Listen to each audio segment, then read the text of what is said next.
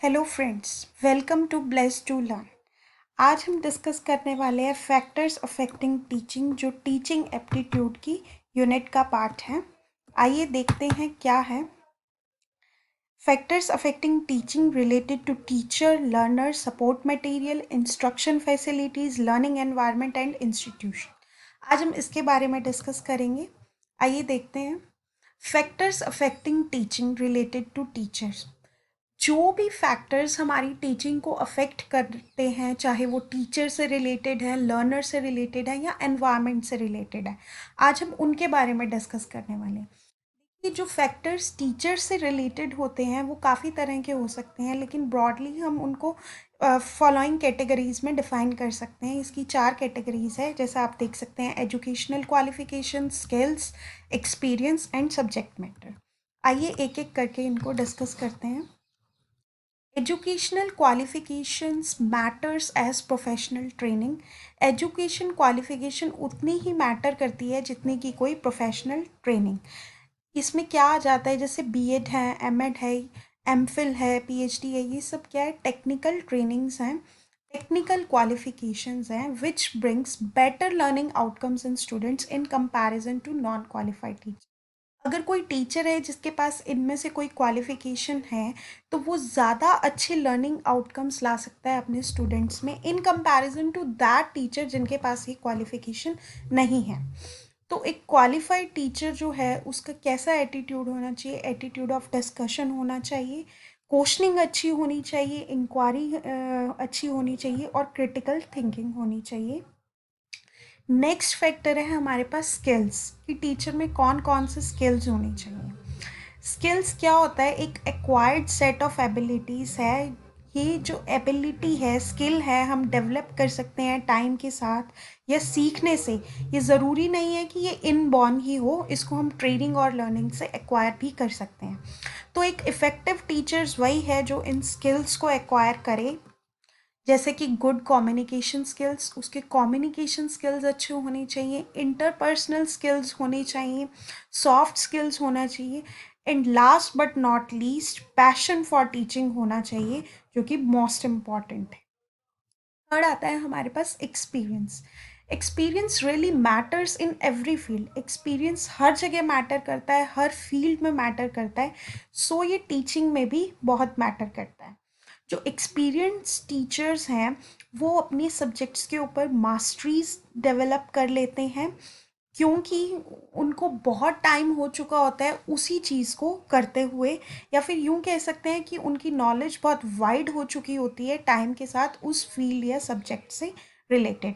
Of course, every experienced teacher once was a non-experienced, but with the passage of time, some teachers achieve great mastery over the subject concerned and thus they become experienced. Of course ऐसा होता है कि जो आज experience teacher है, कभी ना कभी वो नॉन एक्सपीरियंस या फ्रेशर रहा होगा, लेकिन टाइम के साथ वो एक्सपीरियंस गेन कर सकता है, अपने स्किल्स डेवलप कर सकता है और अपने सब्जेक्ट्स के ऊपर मास्टरी भी डेवलप कर सकता है और वो एक्सपीरियंस बन सकता है। नेक्स्ट है सब्जेक्ट मैटर। सब्जेक्ट मैटर भी बहुत तरह से अफेक्ट करता है हमारी टीचिंग को। जैसे कि कुछ टेक्निकल सब्जेक्ट्स हैं या कोई भी सब्जेक्ट ले लीजिए, तो जो उस सब्जेक्ट से रिलेटेड टीचर है वही टीचर उस सब्जेक्ट को इफ़ेक्टिवली टीच कर सकता है, अच्छे से पढ़ा सकता है। जैसे कि कोई आर्ट्स टीचर है, वो साइंस के स्टूडेंट्स को अच्छा ना भी पढ़ा पाए, वो अच्छा नहीं पढ़ा सकता, लेकिन वो अपने आर्ट्स के स्टूडेंट्स को बहुत इफ़ेक्टिवली और बहुत अच्छे तरीके से टीच कर सकता है। So subject concern is also one of the main factors affecting teaching. तो जो सब्जेक्ट मैटर है वो भी हमारा बहुत तरह से अफेक्ट करता है टीचिंग को। It includes contents as well, मतलब कि कंटेंट्स भी हो सकते हैं, स्पेसिफिक सब्जेक्ट या टॉपिक कुछ भी हो सकता है जो हमारी टीचिंग को यहाँ अफेक्ट करता है। नेक्स्ट है हमारा factors affecting teaching related to learner. अभी हमने डिस्कस करे थे फैक्टर्स रिलेटेड टू टीचर जो अफेक्ट करते हैं हमारी टीचिंग को। अब हम डिस्कस कर रहे हैं फैक्टर्स जो लर्नर से रिलेटेड हैं और हमारी टीचिंग को अफेक्ट करते हैं।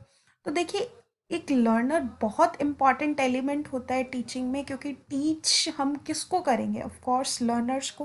तो लर्नर एक बहुत इम्पॉर्टेंट एलिमेंट है। Learner affects teaching in terms of his own characteristics towards learning, as teaching is only carried out to make learners learn something. देखिए इसका क्या मतलब है, जो लर्नर है वो टीचिंग को कैसे अफेक्ट कर सकता है, वो अपने करेक्टरिस्टिक्स की टर्म्स में ही अफेक्ट कर सकता है, जो उसके करेक्टरिस्टिक्स किसके टुवर्ड्स है, लर्निंग के टुवर्ड्स है। क्योंकि हम टीचिंग कैरी ही किस लिए करते हैं, टीचिंग करते ही किस लिए, लर्नर्स को लर्न कराने के लिए, उनकी लर्निंग हैबिट्स डेवलप करने के लिए, या उनकी बिहेवियर में कोई परमानेंट चेंज लाने के लिए। देखिए कुछ फैक्टर्स हैं जो हमारी टीचिंग को अफेक्ट करते हैं एक लर्नर के पर्सपेक्टिव से। तो देखिए किन किन चीज़ों कौन कौन सी कैटेगरीज हैं। फर्स्ट है physical and mental health. Of course जब कोई फिजिकली ठीक नहीं होगा तो उसका लर्निंग में भी ध्यान नहीं रहेगा, पढ़ाई में भी ध्यान नहीं रहेगा, या यूँ कह सकते हैं क्लासरूम में भी ध्यान नहीं रहेगा। लाइक हम स्कूल लाइफ का एग्जांपल लेते हैं, छोटे बच्चों को स्टमक एक या हेडेक बहुत जल्दी हो जाता है, तो फिर अगर उनको ऐसी कोई प्रॉब्लम है तो वो अपनी पढ़ाई पर ध्यान नहीं दे पाएंगे। तो अच्छी टीचिंग और लर्निंग प्रोसेस कब हो सकता है, जब फिजिकल और मेंटल हेल्थ एक बच्चे की अच्छी हो, एक लर्नर की अच्छी हो। जब लर्नर की लाइफ में कुछ गोल्स हों, उसे पता हो कि ये मेरे गोल्स हैं जो मैंने अचीव करने हैं। जैसे कि हम शॉर्ट टर्म गोल्स लेके चल सकते हैं, जैसे कि हमारे एग्ज़ाम्स आ रहे हैं, हमें वो एग्ज़ाम पूरा करना है, अच्छे मार्क्स लाने हैं, तो ये हमारा शॉर्ट टर्म गोल हो सकता है। और लॉन्ग टर्म गोल हमारा कुछ भी हो सकता है, लाइफ में कोई एम हो सकता है, जैसे किसी का डॉक्टर है, टीचर है, कुछ भी हो सकता है। थर्ड है हमारे पास सेल्फ डायरेक्टेड। इसका क्या मतलब है कि जो लर्नर है उसमें विल पावर होनी चाहिए लर्न करने के लिए, और वो रेडी होना चाहिए लर्न करने के लिए। हम ज़बरदस्ती किसी को कुछ लर्न नहीं करा सकते। अगर हम किसी को ज़बरदस्ती कुछ लर्न कराना चाहेंगे, पढ़ाना चाहेंगे, तो वो इतना इफ़ेक्टिव नहीं होगा जितना कि तब होगा जब उसकी खुद की विल पावर होगी, वो खुद रेडी होगा लर्न करने के लिए। नेक्स्ट है हमारे पास मोटिवेशन। मोटिवेशन क्या होती है, एक तरह से इंट्रिंसिक भी हो सकती है और एक्सट्रिंसिक भी। इंट्रिंसिक मोटिवेशन वो होती है जो लर्नर के खुद अंदर से आए, वो खुद सेल्फ मोटिवेट हो उस चीज़ को करने के लिए या लर्निंग करने के लिए। और एक्सट्रिंसिक मोटिवेशन वो होती है जब उसके टीचर्स, पेरेंट्स या फ्रेंड्स या पीयर ग्रुप, कोई भी बड़ा उसको मोटिवेट करे लर्न करने के लिए। तो ये दोनों तरह की मोटिवेशन इफ़ेक्टिव है। अगर एक स्टूडेंट, एक लर्नर मोटिवेटेड है टुवर्ड्स हिज लर्निंग, तो बहुत अच्छे से उसको पढ़ाया जा सकता है, बहुत अच्छी टीचिंग हो सकती है और इफ़ेक्टिव लर्निंग हो सकती है। नेक्स्ट है हमारे पास एनवायरमेंटल फैक्टर्स। एनवायरमेंटल फैक्टर्स क्या होता है, जैसे कि स्पेस है, फिजिकल कंडीशंस है, साइकोलॉजिकल सपोर्ट है। फिजिकल कंडीशन से हमारा क्या मतलब है, जैसे कि गर्मी का टाइम है, अगर हम किसी को पढ़ा रहे हैं, लर्नर पढ़ रहा है, लेकिन हमारे पास एसी नहीं है, कूलर नहीं है, फ़ैन नहीं है, और बहुत ज़्यादा गर्मी है, तो मे बी जो लर्नर का ध्यान है वो वहाँ ना लगे, पढ़ाई में ना लगे। या उसको प्यास लगी है पर वो पानी नहीं पी सकता क्लासरूम में, तो उसका ध्यान पढ़ाई में नहीं रहेगा, उसका ध्यान हमेशा गर्मी की तरफ ही रहेगा। तो ये कुछ एनवायरमेंटल फैक्टर्स हैं जो हमारी टीचिंग को अफेक्ट कर सकते हैं। नेक्स्ट है कॉग्निटिव स्किल्स या कॉग्निटिव एबिलिटीज़। ये क्या होते हैं, ये मेंटल सपोर्ट से रिलेटेड होते हैं, मेंटल एबिलिटी से रिलेटेड होते हैं। जैसे कि इस डायग्राम में दिखाया भी हुआ है, कितनी मेमोरी है, मतलब कोई शार्प मेमोरी वाला कैंडिडेट भी हो सकता है, लर्नर भी हो सकता है। लाइक उसकी ब्रेन प्रोसेसिंग स्पीड कितनी है, उसे कितनी जल्दी समझ आता है समझाया हुआ, उसकी कैचिंग पावर कैसी है, वो कितना अटेंटिव है क्लासरूम में जब पढ़ाया जाता है, और प्रॉब्लम सॉल्विंग टेक्निक उसकी कैसी है, वो कैसे अडेप्ट करता है चेंजेस को, या जो पढ़ाया जाता है वो कितनी जल्दी इम्प्लीमेंट करता है, कितनी जल्दी समझता है उन चीज़ों को। नेक्स्ट है हमारे factors affecting teaching related to environment. अब हमारे कुछ ऐसे फैक्टर्स हैं जो एनवायरनमेंट से रिलेटेड होते हैं। तो देखिए कौन कौन से फैक्टर्स हैं जो हमारे एनवायरनमेंट से रिलेटेड होते हैं। फर्स्ट है सपोर्ट मटेरियल। सपोर्ट मटेरियल क्या होता है, जैसे कि text books, guide, solution manual, lecture slides, practice question, teaching ads, lesson plans.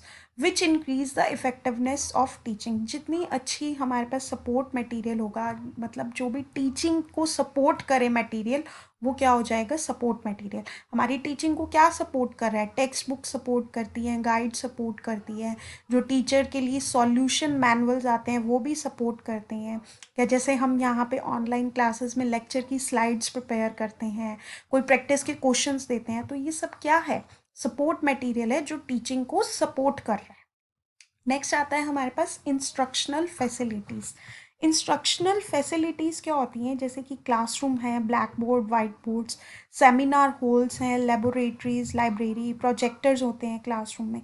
मतलब कि जो भी चीज़ हमारी टीचिंग को फैसिलिटेट करे, टीचिंग करने में हमें एक फैसिलिटी प्रोवाइड करे, वो किस में आ जाता है, इंस्ट्रक्शनल फैसिलिटीज़ में। मतलब हम क्लासरूम में इंस्ट्रक्शन कैसे दे सकते हैं, ब्लैक बोर्ड पे लिखकर, सेमिनार हॉल में हम प्रोजेक्टर यूज़ करके दे सकते हैं, लेबोरेटरीज़ में हम करके दिखाते हैं एक्सपेरिमेंट्स बच्चों को, लाइब्रेरी में हमारे पास क्या फैसिलिटीज़ होती हैं, बुक्स की होती हैं, कंप्यूटर्स की होती हैं, लाइक लैंग्वेज लैब्स होती है तो वहाँ लिसनिंग फैसिलिटीज़ होती हैं, प्रोजेक्टर्स होते हैं क्लासरूम में, तो जो टीचर है वो पिक्चर्स दिखा सकता है अपने स्टूडेंट्स को related to his subject matter. तो इन चीज़ों की अवेलेबिलिटी एक इफ़ेक्टिव टीचिंग में बहुत अच्छे से सपोर्ट करती है और बच्चे की हॉलिस्टिक लर्निंग डेवलप करती है। और छोटे बच्चों के केस में लर्निंग फ़न भी हो जाती है। जैसे हम छोटे बच्चों को बताएं कि भाई एप्पल क्या है, तो हम उसे दिखाएं, प्रोजेक्टर पर दिखाएं, या कोई स्टोरी है, हम बजाय कि सिर्फ बुक में से पढ़ाने के उसको एज अ पिक्चर फॉर्म में उन्हें दिखाएं प्रोजेक्टर्स क्लासरूम में, जहाँ पे प्रोजेक्टर्स होते हैं, तो बच्चों को उसमें ज़्यादा इंटरेस्ट आएगा और उनको ज़्यादा देर तक याद भी रहेगा। लर्निंग एनवायरनमेंट हमारा वो होता है जो हमारी सराउंडिंग्स हैं या फिज़िकल स्पेस है टीचर्स और लर्नर का। जैसे कैसी जगह पर स्कूल या कॉलेज है, कल्चरल बैकग्राउंड कैसा है उस सराउंडिंग का, बच्चों का और टीचर का सोशो इकोनॉमिक स्टेटस कैसा है, वो भी बहुत तरह से हमारी टीचिंग को अफेक्ट करता है। इंस्टीट्यूशन, अब एक इंस्टीट्यूशन का भी बहुत हद तक इफ़ेक्ट पड़ता है टीचिंग पे। वो कैसे इफ़ेक्ट पड़ता है, जैसे इंस्टीट्यूशंस की कुछ पॉलिसीज़ हैं, कुछ रूल्स हैं, जहाँ पर टीचर काम कर रहा है, अगर वहाँ पर उसको पूरी फ्रीडम नहीं दी जाएगी कि टीचर अपने अकॉर्डिंग टीच कर सके या अपने अकॉर्डिंग सब्जेक्ट मैटर डिफ़ाइन कर सके कि उसे आज क्या पढ़ाना है, कल क्या पढ़ाना है, या वो अपने अकॉर्डिंग स्केड्यूल सेट नहीं कर सकता, इन सब चीज़ों पे उसके लिए रिस्ट्रिक्शंस हैं, तो हो सकता है टीचिंग अफेक्ट हो और टीचिंग लर्निंग प्रोसेस जो है अच्छे से ना हो पाए। तो इसीलिए क्या चाहिए इंस्टीट्यूशन को भी, कि फ्लेक्सिबल पॉलिसीज़ हों ताकि टीचर भी कंफर्टेबल हो टीचिंग में, according to his pace, according to his speed, according to his schedule वो टीच कर सके, ताकि लर्निंग टीचिंग प्रोसेस हमारा इफ़ेक्टिव हो सके। सो थैंक यू क्लास, आज की क्लास में बस इतना ही था। Thanks for watching, please like, subscribe and share if you like my classes, and share to your friends as well. Thank you.